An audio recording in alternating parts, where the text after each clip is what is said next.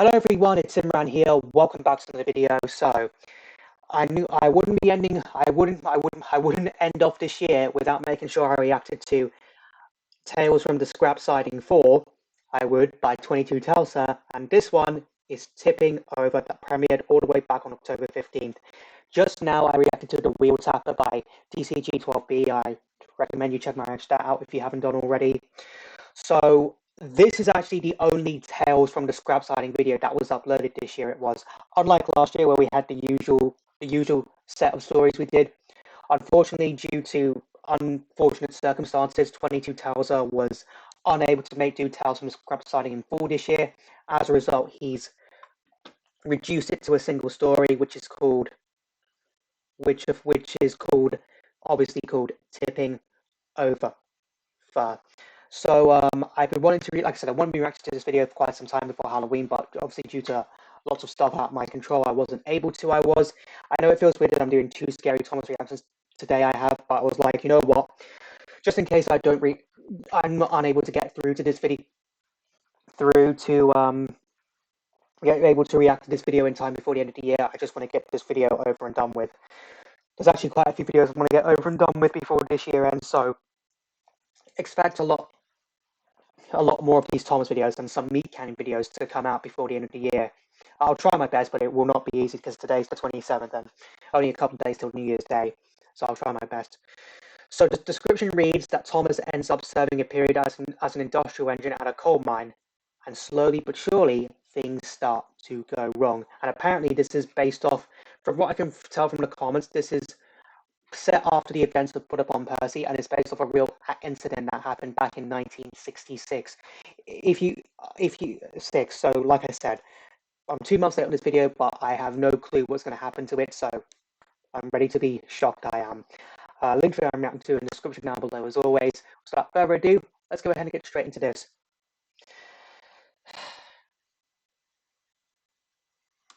See what's going to happen. Tipping Over. Really glad that it was only a single story that was uploaded this year, because the North Western Railway had it been all in full, I wouldn't have been able to react to it before the end of the year. I'll just say that. has been in service for over 100 years, and even today it's ever expanding. With the rise in importing coal from the mainland, the railway was sending surveyors to scout in the hills for deposits. In 1959, they managed to find a particularly large deposit of coal south of the village of Ulvsted. The line passed through a small hamlet that had no official name, and became a part of the network, as many workmen would live in the village. For years, work at the mine was steady and plentiful, even after a serious cave-in that had caused an avalanche in the spring of '69. A year later, the mine was reopened, only life did not return to normal afterwards. This is ridiculous. I have to run my branch line's passenger services and work at the coal mine too? How is this fair? Toby, who was resting in the sidings, scowled at Thomas. The little blue engine had made his grievances about the new schedule very clear earlier that morning. While the other engines would handle most of the passengers and goods, Thomas was to work at the coal mine. With the many disasters the previous year, moving coal was now as important as ever to keep the railway running to make up for the loss. Well, I'm surprised at you, Thomas. You know Percy is still shaken after what happened there. He and his crew were lucky to survive. But they did survive, and he was given a new coat of paint and was all smiles when he came back. Why should he have a problem with it now?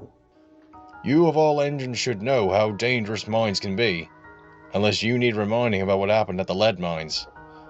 I was young and impulsive, Toby. I thought that sign meant nothing because I couldn't see any danger. Or is that really the true story you're telling Thomas about what happened at the old lead mines? Oh, I'm going to say this now. A part of me stayed behind. It's canon to my timeline. It is right to my timeline right there. Next year, I want to set up my own little timeline I do of Thomas and friends I do, but I'm not going to spoil anything for it. You'll just have to wait and find out what is in the timeline. Because I saw none, there had to be none. But that's besides the point. That mine was old and run down. This coal mine is only 10 years old. With all the work they put into fixing it after the collapse, it's practically brand new. Tell that to Percy. He's made it perfectly clear he won't be setting a wheel on that branch again. Brand new or not. Thomas hissed steam and bustled away, dragging a line of empty coal trucks up the line past the top station. I'm not really sure many of you know, but I was gonna say something. But it does actually make sense if I can actually see if I can load it up right here. I'm just gonna show you this. I don't normally do this during reaction videos. It does, if we're talking about the coal mines in Put Upon Percy, if we have a look at the, oh, come on. If we have a look at the Unlucky Tugs TVS map that he did back in 2021, this is made by the Unlucky Tug, by the way. You should check out his video if you want to download it. We all know that the coal mine, the one that Ensteen puts upon Percy, is on Thomas's branch line because Thomas and Percy will see working there during season 5. So it does make sense that Thomas, Percy, and Toby would be familiar with it because in the TVS canon, I think we all know, or in your own personal canon, the coal mine is on Thomas's branch line right there. So I thought I'd just show you that quickly so any of you aren't familiar with the coal mine or haven't watched Thomas in a while, have a bit of a refresher right there. So clearly Percy doesn't want to. Isn't Scruffy still buried? The days passed, and the Lower Ulstead coal mine was busier than ever. Thomas worked hard, but each day saw the little blue engine covered in a layer of sooty black grime. The autumn weather wasn't helping matters either, as mist and drizzle made the coal dust stick to everything it touched. At the end of the day, Thomas bumped into a line of coal trucks. They cried loudly as he banged into them. "Careful, Thomas," scolded his driver. "You keep bumping around like this, and you're likely to cause an accident." It's not fair. I'm supposed to be pulling my evening passenger train, but instead Daisy is doing that. And then I have to go back to the sheds to hear James brag about that new coat of paint he was given. If I have to hear about it one more time, I'm going to snap. Well, maybe the job you'll have tomorrow on the main line will improve your mood. Sir Topham Hatt says we are to help with removing trees too close to the main line near the bottom of Gordon's Hill and move them to the sawmill. But then I'll be covered in sawdust. Come on, we have one last job before we head home. We have to take those trucks to the tip. Thomas looked at the trucks his driver mentioned. The trucks didn't look much different from the ones he was just shunting. The tip? And why would we dump coal we just put into trucks? Because that stuff is all waste, said a passing miner. That's coal and rock mixed together that isn't worth separating or burning. Thomas still didn't fully understand, but he buffered up to the trucks and pushed them Kind of along. reminds me of the steelworks, the thing at the steelworks. The line climbed around the Jenny back Beyond of a Soho. large black hill. Thomas had always thought the barren heap was the result of a fire or the avalanche caused by the cave-in. But as he pushed the trucks up to the tip, he noticed the hill was actually made of all the waste rock in the trucks. Bust my buffers, a whole hillside of waste rock. And I thought mining had improved to prevent waste. What's this? Thomas came to a board and stopped. It read, "Danger! Unstable ground. No engines past this board." Having learned his lesson, and not wanting to give Toby something to tease him about, he remained behind it. As Thomas waited for the trucks to be unloaded, he looked around. So this is a From TVS here, he ad. could see the whole valley the Lower Ulstead coal mine was located in. He saw the tracks go around the hill before descending down to the miner's vault, then ascending out of the valley to connect to the rest of the branch line. Ooh. Thomas felt the track move a little, or so he thought Is it it did. moving? It seemed to sink to one side. Did you feel that? Feel what? It felt like I was settling down or something. I didn't feel anything. You, George? Nah, Frank. I was thinking about what the missus was making for supper. Thomas sighed Oh, and once thought again, the about his driver's own not nice dry believing their shed engines. as a cloud of mist swirled up around him. Soon the trucks were unloaded, and Thomas brought them back down. As he did, he noticed that going backwards wasn't as easy as he thought. It was like he was going uphill before he felt the weight of the empty truck slacken. He didn't know why this was, but he kept This this is really observation strange. to himself. Wait, A couple days later, Thomas was back working at the coal mine. His spirits had been lifted after hearing that he would be getting a new coat of paint as a reward for rescuing James from a falling tree, but the little blue engine still had to work at the coal mine for the next few days, as a large order of coal needed to be filled. The weather had improved slightly but remained cloudy. As Thomas came to a stop at the Miners' Halt crossing, he looked towards the mine. The tip loomed in the distance, a big black mountain that stood out against the green of the valley in grey clouds. That kind of ruins the scenery. Hard to believe that's all waste rock, and there's certainly a lot of it. Lead mines didn't have this much waste rock, did they? Hello, new engine. If you see Thomas, tell him I'm up for a race any day. Bertie laughed as he suddenly raced past. Whoa. Thomas hissed crossly and started to think of just how he'd show Bertie up. The gates opened and he puffed away. Thomas is not like that at all. It was during the afternoon when Thomas decided to ask why the tip seemed larger than it should have been. Well, we had to do something with the rock and earth after the cave-in. The tip was already there, so we just put the waste rock up there, said the foreman. Thomas looked up at the large mountain of stone. It stood against the grey sky menacingly. Are you sure that's safe? Hasn't been an issue before. Won't be one now. Thomas couldn't be so certain. He decided he'd keep an eye on the tip from now on. Yeah, that's kind of a good idea. It didn't take long for him to notice some things were wrong. Whenever he brought loaded trucks full of waste rock to be dumped, the rails seemed to slope downwards to the tip more each day. That's not good. As he puffed back with the empty trucks, he thought he could hear the sound of rocks clattering down the sides of the tip. It was during his last trip of the day when some rocks from the base of the tip broke away and fell onto the tracks. It was only a couple large rocks, but the crew stopped anyway. Can't risk derailing if we hit that. We'll quickly clear the way and get this lot finished. As the crew left, Thomas looked up at the tip. It loomed over him, towering even over the mine shaft and its offices. Look at that. He didn't want to admit it, but he felt very uneasy. That looks This so feeling unsafe. didn't leave the pit of his smoke box until he was puffing down the line back to his shed. The sky was dark. Thunder crashed overhead. The rain poured down, but still Thomas shunted trucks around the yards. The tip stood darkly against the sky, seeming to touch the black clouds. I'll be glad when this job is over. Hope you put flashing image warning before His crew that. left to talk to the foreman, leaving Thomas alone. As he sat, there was a deep rumbling sound. Thomas looked and saw the tip had moved. It was closer now. Oh. I must be seeing things. Another rumble, and the whole mountain of rock moved closer, as if it was gliding towards him in one large mass. Oh my god. The tracks at the edge of the yard disappeared, followed by a shed, then a water tower. Then one truck, two trucks, three, as the mass of rock moved forwards, rolling over and burying anything in its way. Thomas whistled in fright. He wanted to run, but he couldn't without his crew. Before he could say anything, the mountain of rock rolled over the sleepers and some rocks thudded down on his footplate, smashing his lamp. Thomas went to close his eyes, but instead, he opened them. The bright sun shone in and blinded him. For a second, he didn't know where he was, but then he realized he was in his shed.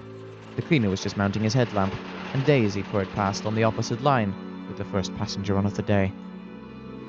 Thomas sighed deeply. It had only been a dream. Oh. The sooner this job is over, the better. The trucks laughed and swayed as Thomas pulled them up the grade. More coal waste had been dug out and loaded into trucks in the lower yards located all below just a the main dream. offices instead of the upper yard. Thomas grumbled as the silly trucks made his job more difficult. I think that's the end. Oi, quickly, Shunter. You want to be unloaded today, not next week.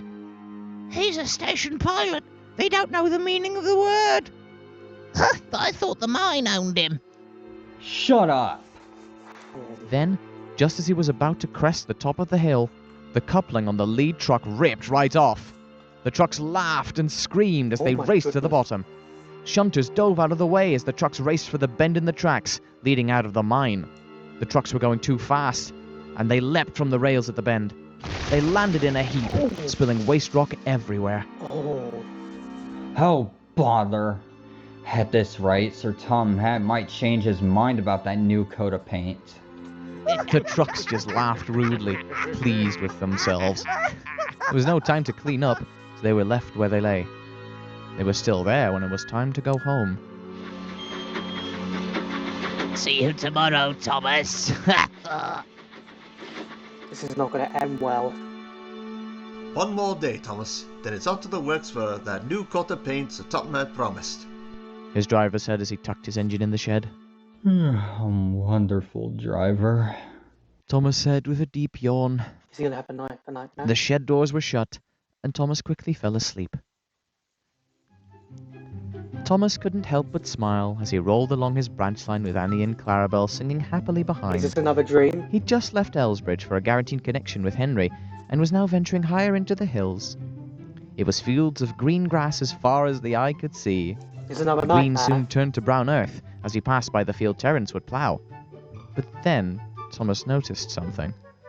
The field seemed to spread out further than it should. It spread up the hills on both sides of the line up to the tunnel. This doesn't look right. As he plunged into the tunnel, and then came out the other end, the whole countryside had changed. Bushes and trees had all vanished, and the ground was instead covered with rocks that were as dark as the ballast. He saw all this, but he couldn't speak. Thomas felt compelled to just watch as he journeyed up his branch line, which now looked completely alien to him. The rocks covering the landscape around him never changed, but they did get thicker. As he passed Hackenbeck, the station's platform was level with the ground. Looking ahead, Thomas saw his rails were no longer riding on top of the rock, but below it in a trench. His coaches still sang behind him, as if oblivious to the changing landscape. A couple gusts of wind hit him in the face. Thomas wrinkled his nose. The air smelled of damp coal. Oh, it's another This nightmare. isn't right. Something's wrong. But the little blue engine could do nothing but continue up the line. Mrs. Kindly's cottage was buried in the black rock. Only the roof could be seen. Through another tunnel and out the other side, the rock now towered over the rails. Thomas had never felt more trapped in his life. This was no longer his branch line, it was a maze of trenches made of this black rock that at parts looked like coal. A rock fell on Thomas's roof. Another rock fell and hit Annie's roof, but she continued to sing, oblivious. This was too much for Thomas. He wanted this to end. More rocks fell from the towering cliffs that stood above him and smashed on the rails in front and behind. A rumbling sound filled the canyon. Before Thomas could think the word, the walls of the canyon gave way and slid down to envelop him and his train completely.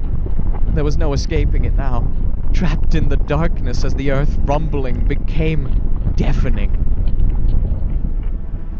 The rumbling awoke the blue engine. His eyes shot open and darted to the shed windows. Outside, Henry rattled by Tidmouth at the flying kipper, the sky a dim blue with the rising of the sun. Thomas yawned and huffed to himself as he drifted back to sleep. Just one more day. One more day.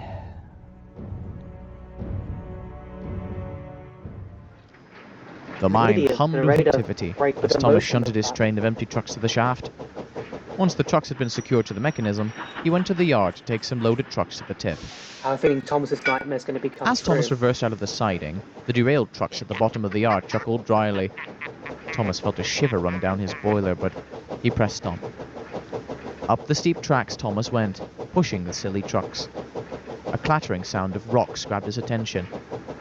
It was then Thomas noticed the slopes around the tip had seemingly moved closer to the tracks, grown closer and higher than even the day before. It's going to happen. We're going to have an event. Can't be that much waste rock in the mines, can there? Thomas stopped at the board and waited patiently while the workmen unloaded the trucks. Down below the tip, he could see the small miners' halt. Flashes of red paint down below hinting Bertie was just making his way up the valley. Okay. Slowly, Thomas's mind returned to the sights he'd seen coming up the tip this time. The derailed trucks from earlier, the rocks tumbling down from the tip. Why were these suddenly sticking out in his mind? Then, a rumbling sound suddenly cut through the sound of the trucks being unloaded, followed by a distinctive sinking feeling. Thomas didn't have time to wonder what was happening, as a miner suddenly cried out, The tip's collapsing! Evacuate collapsing. immediately!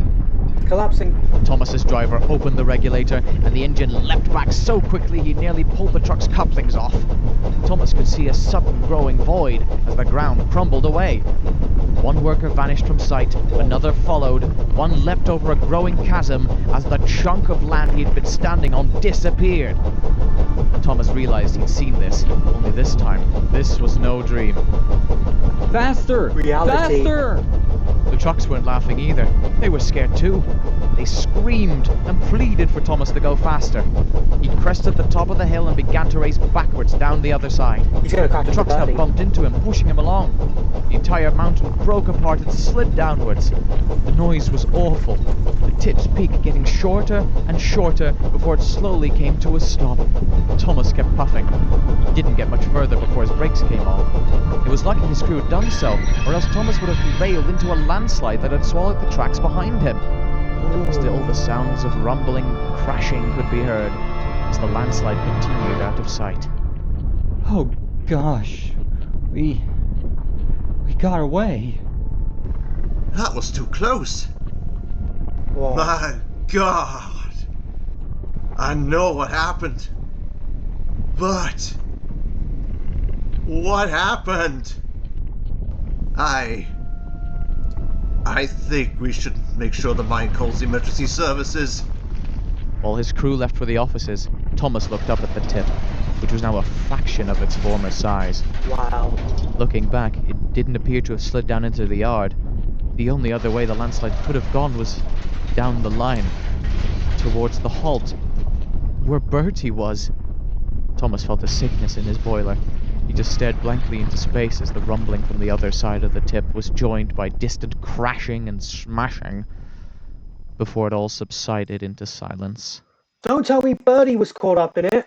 It took a long time before the small landslide was cleared, and Thomas was able to back down to the yards. He looked down the valley towards the halt. The trees that had once hidden it from view had been replaced by rocks. The tops of some buildings could be seen in the distance, but there were fewer buildings than before. A breeze blew across the valley, and Thomas was hit by a wave of moisture that smelled of damp and coal. He wondered where that was coming from. The weather had been dry for the past couple days.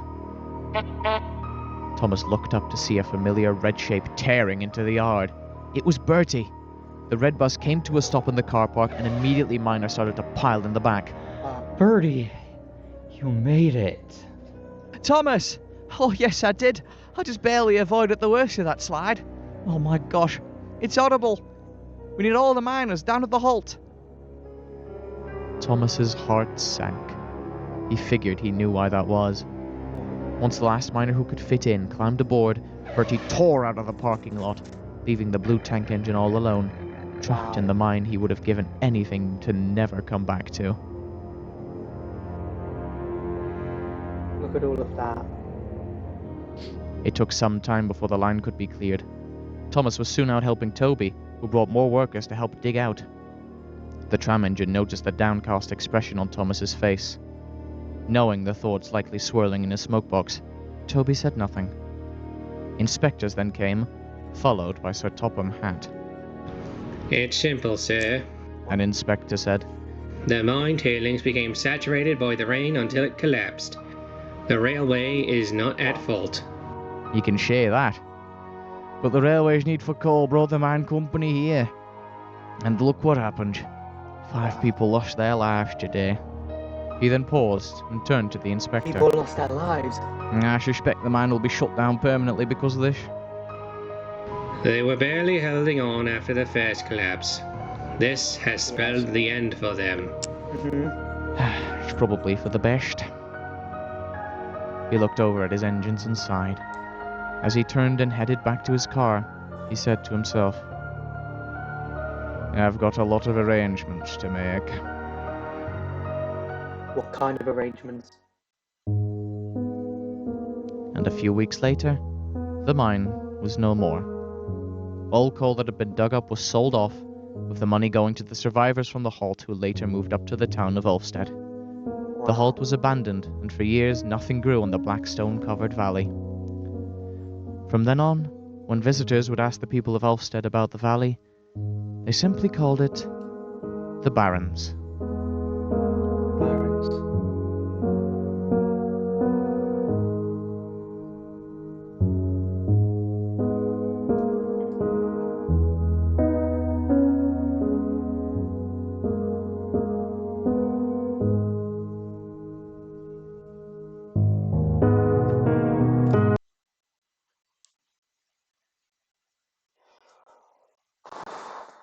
Wow. So Thomas was having that vision. His dreams were telling him something they were. Only it proved to be a reality right there. Thomas managed to escape being part of the tipping over saga, but it just spelled doom for the end of the coal mine. If Scruffy wasn't dead before, he sure is dead now. I think we all know that Scruffy was buried alive in the mine he was, unless he was eventually dug out a few weeks after his, after his encounter. But I think a lot of us headcanon that Scruffy died in the mines. But who knew that tip could be dangerous? Feels like a darker version of Cab Over Wheels. It does. Only Thomas was able to escape right there. But oh my god, that must have been frightening being on top of that tip. All that coal, all of that rain just proved too much for the tip to handle, and it all just collapsed, and people ended up losing their lives because of it. And the Fat Controller sure has arrangements to make. He does. I mean, So this means that the coal mine at the end of Thomas's branch line is now officially, permanently closed down. It is, and I don't blame him for doing so. I'm going to be having nightmares. Hopefully I don't having nightmares myself of just being buried in coal. Who knew coal could be so deadly.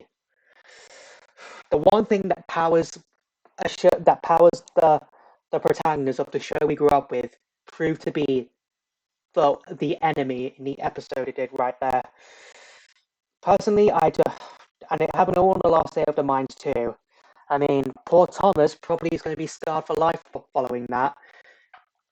All I can say is that I really hope that Thomas recovers from this, but I think Toby was respectfully quiet because I don't know what arrangements the Fat Controller is going to be making after what happened right there, but yeah, something tells me that he's going to be dealing with a lot of lawsuits from the victims' families. He is as to why things weren't stopped sooner. All I can say is rest in peace to all those people who lost their lives. I mean, I knew this was going to be a sequel to Put Upon Percy, but wow, wasn't this a dark sequel? I don't know if they were able to find Scruffy before the second collapse happened, but I think it's likely he's dead in this canon.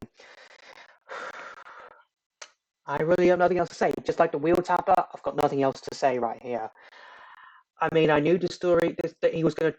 22 Tales was going to try and go all out since this was going to be the only story of Tales from the Scrap Time we have this year. But oh my god, I was not expecting that whatsoever. Well, if Put Upon Percy didn't mark the end of the coal mine at the end of Thomas's branch line, this one sure did.